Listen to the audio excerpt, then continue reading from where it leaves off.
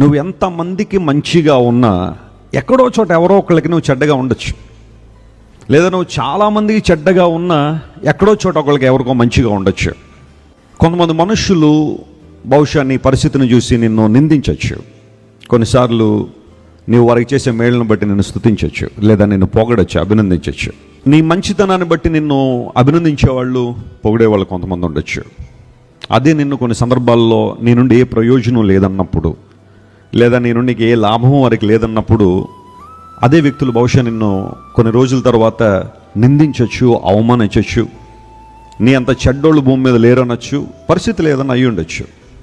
కానీ క్రైస్తవ జీవితం ఎలా ఉండాలి అంటే, దేవుని బిడ్డలుగా మనం ఎలా ఉండాలంటే, మనుషులు నిందించారు కదా అని చెప్పి కురింగిపోవడానికి లేదు, లేదా పొగిడేరు కదా అని చెప్పి మునగ చెట్టుకు కూర్చుంటే ఆ రెండు విషయాల్లో కూడా ఇబ్బందులే వస్తాయి. ప్రతి క్రైస్తవునికి ఒక గురి ఉంది, ఒక లక్ష్యం ఉంది.